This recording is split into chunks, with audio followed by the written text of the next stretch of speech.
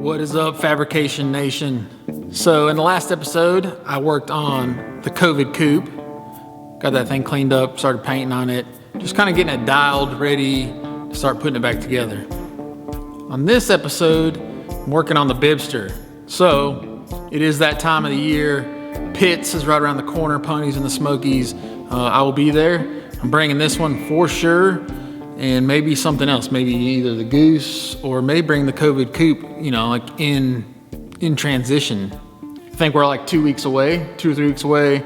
If you don't know about it, Ponies in the Smokies, a big event up in Pigeon Forge that is all Mustangs. So if you're into Mustangs, haven't been, check it out. The Bibbster. So the Bibbster's got some panels that I never made for this thing. Really, actually just one panel that I didn't make for the trans tunnel on the passenger side. I knew when I was wiring it and stuff that I was gonna have to get in there. Not that that would have been a big deal because the panels are removable, but I just got lazy and didn't make it. So now it's time to make that panel, try to make it match the driver's side the best I can. I'm gonna take you through the process. So you can see on this side, there's a kick panel down there on the firewall. That's basically what I want to reproduce on the other side. So just some Zeus style fasteners, been B-rolled. I plan on making something there too at some point. Probably won't do that before Ponies in the Smokies.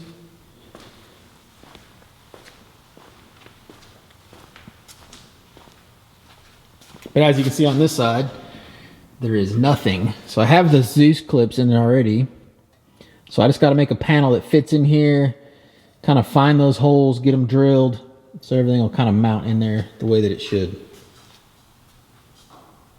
May also mount the hydraulic pump and stuff in this thing if I have time, which I probably should if I work on it from now until then.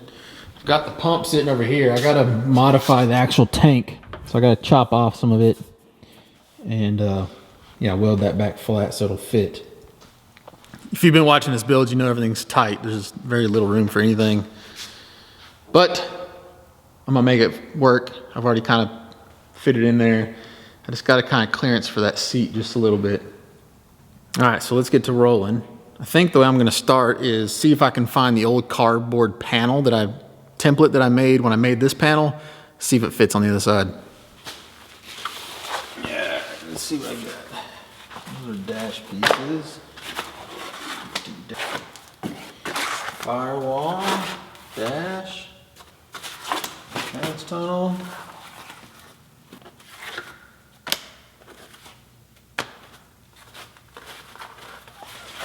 Seat.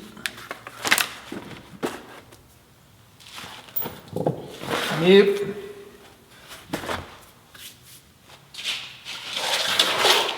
That sucks.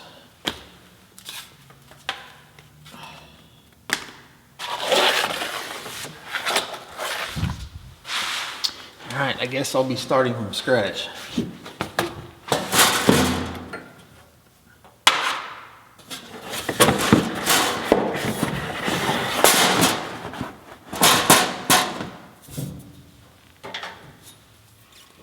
I'm just going to start off and get a really rough shape.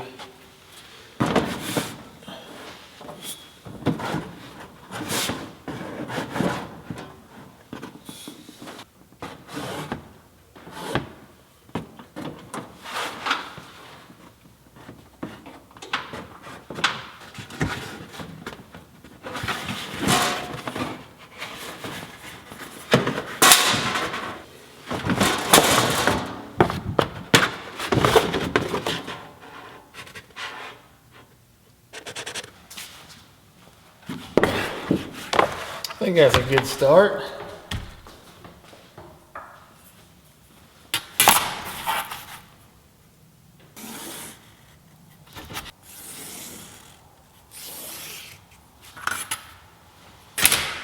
One of my favorite things to cut this cardboard with is these big sheet metal shears. And I mean, you'd think they'd be big and clumsy and too much, but they actually work really well.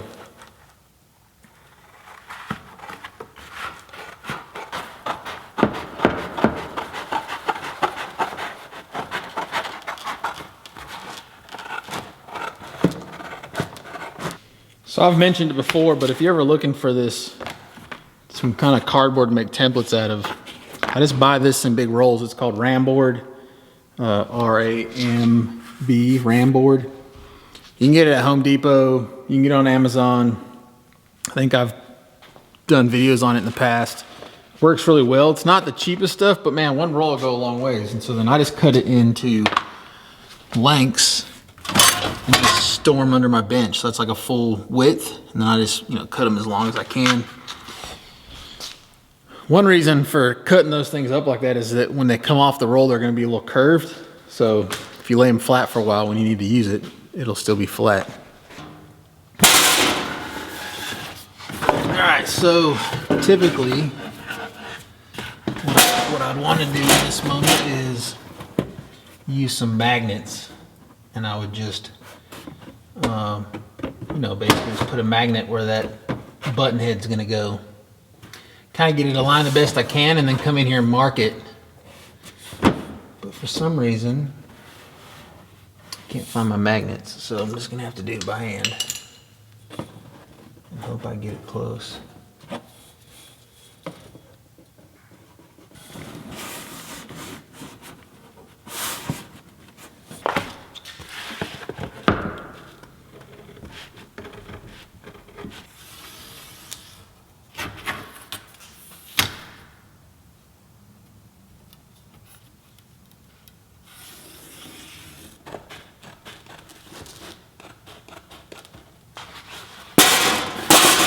All right, after trimming it a couple times, I actually did find a magnet, and I just broke it in half.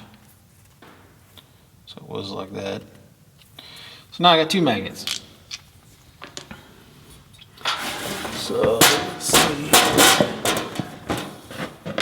Stick the first one right there.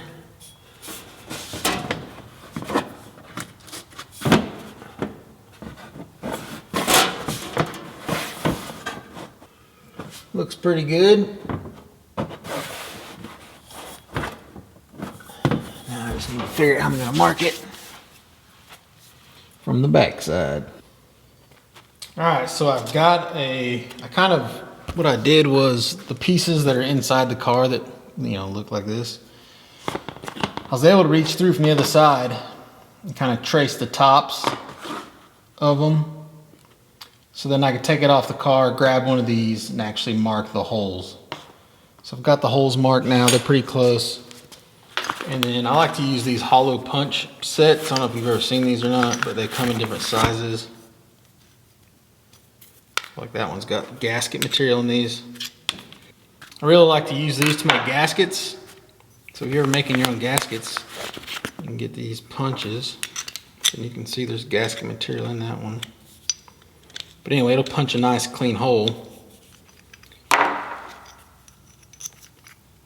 So you're not trying to cut it with a razor blade. So you can see I've made a bunch of gaskets. Anyway, I just want to find one that's pretty close to the same size hole. And then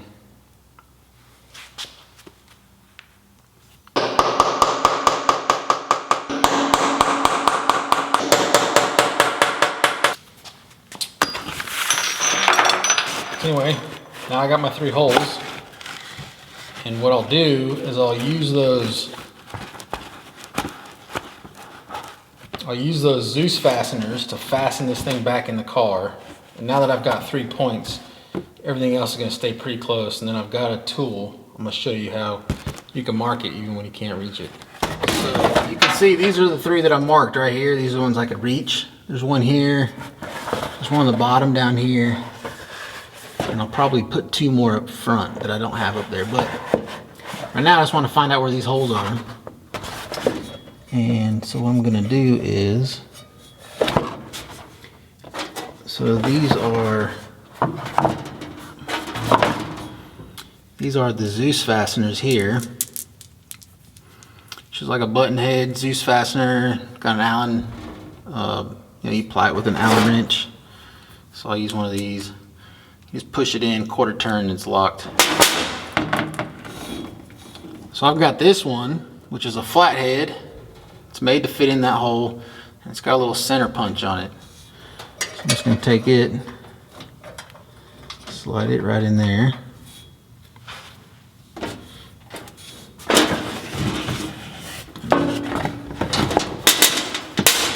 Hopefully these holes line up as good as I thought they would.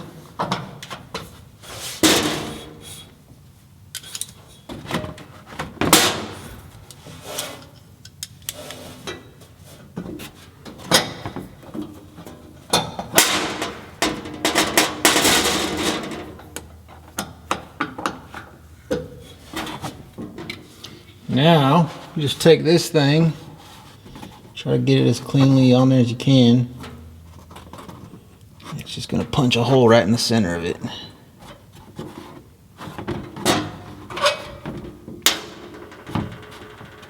So now I should be able to go back, mark that hole, punch it out, and it should line up as well, and then I'll move on to the next one. So I could probably do that one on the bottom too right now.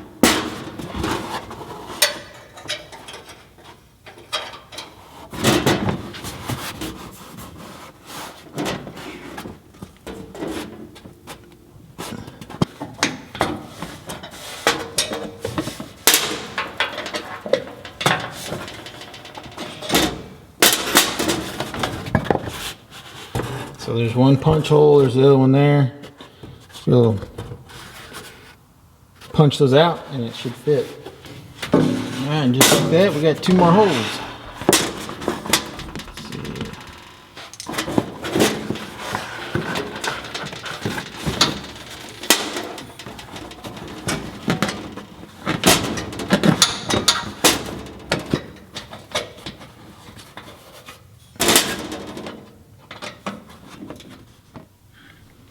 Alright, so it doesn't look too bad.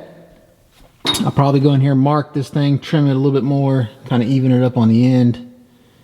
Once I get all this done, then I can transfer these markings to actual aluminum. Now the tricky part on this is when you go to bead roll it, it's gonna shrink or stretch the material just a little bit, so these holes may move some depending on where they're at, but I'll just kind of adjust for that in the end. I've got a little bit of fudge room because that button head is so big that it kind of covers up any elongation or whatever that you might have in there.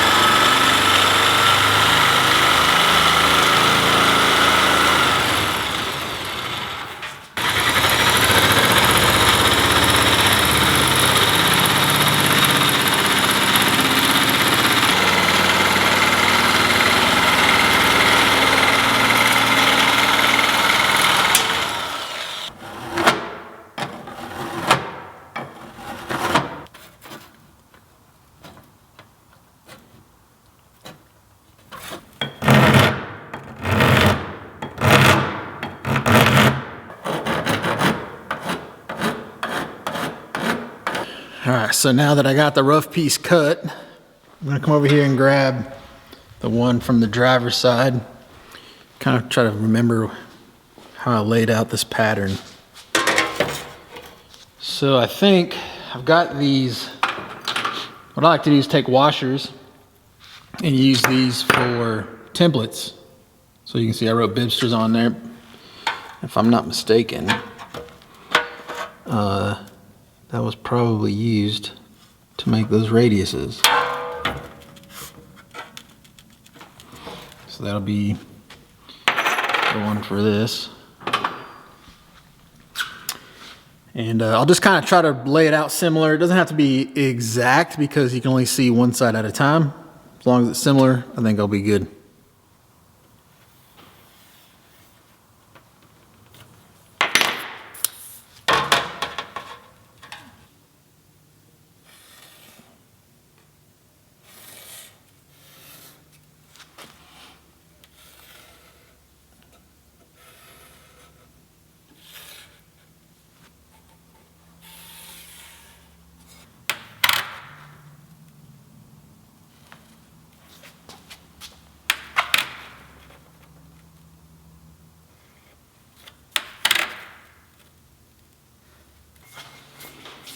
All right, so now the plan is English wheel it just a little bit. Got some rubber on the upper wheel, and this is just going to give it a little bit of curve to it.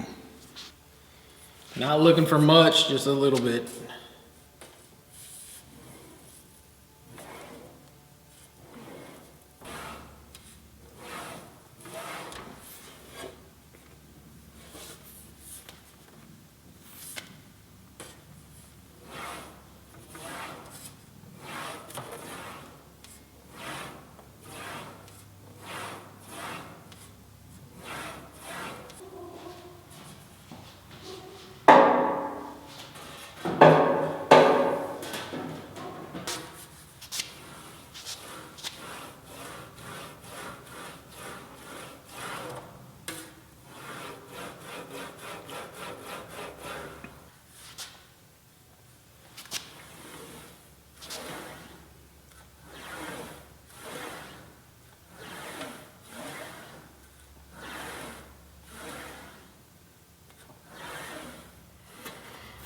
Okay, so actually got a little compound curve in there.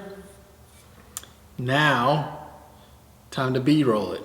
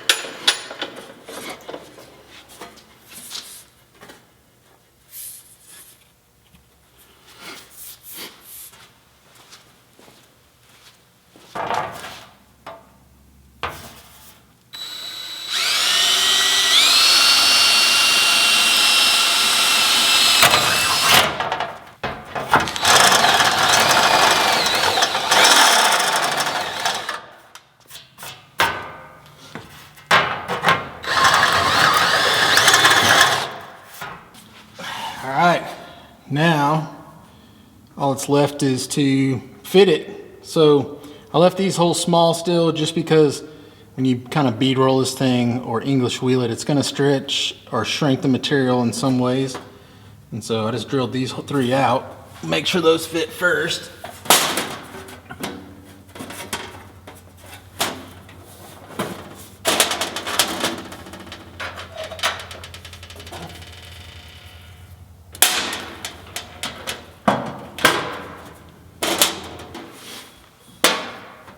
I think I'm pretty happy with that. I think I'm gonna go ahead and drill the other holes.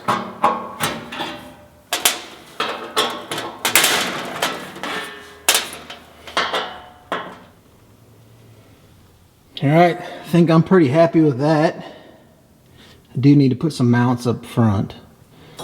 Just kind of pull that in just a little bit.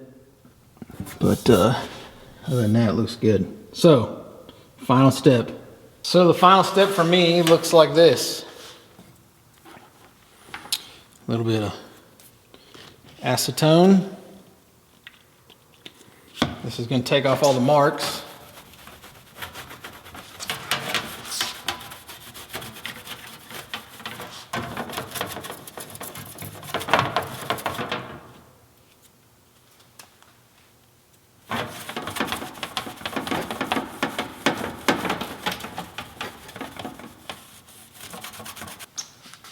And then a little Scotch-Brite.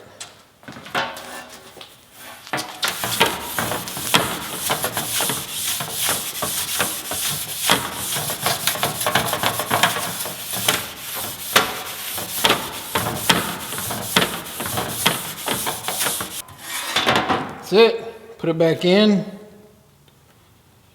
Give it one more little cleaning.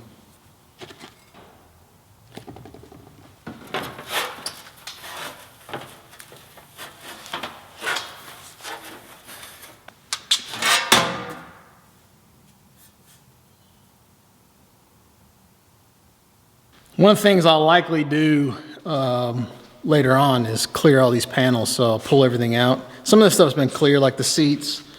I put protective coating on the seats. I put a protective coating on the floor, even though the floor gets all scratched up, but I'll probably do all these at some point. I'll probably like gloss clear them or something. But right now, with, you know, all the scuffs and scrapes and stuff, I don't want to do it right now.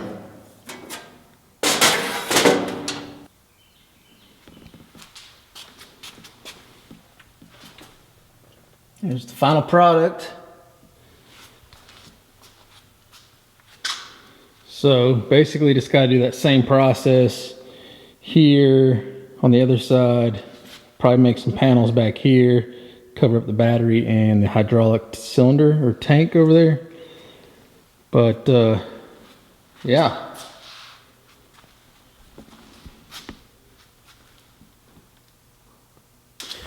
So there you go, quick panel with me, right? Looks easy. Actually, it's not really that hard, but I mean, if it's not that hard, why can't I finish the whole thing? But it's really not that hard. You guys could do this. It just takes a couple tools. Really, the only tool that I used was on the expensive side would be the bead roller. You don't really need an English wheel. I just like it because it makes a smoother transition, but you kind of bend that thing over your knee or something. So there you go. Panels 101. Anyway, as always, thank you for joining me. See you guys at pits if you're going. If not, go do work, son.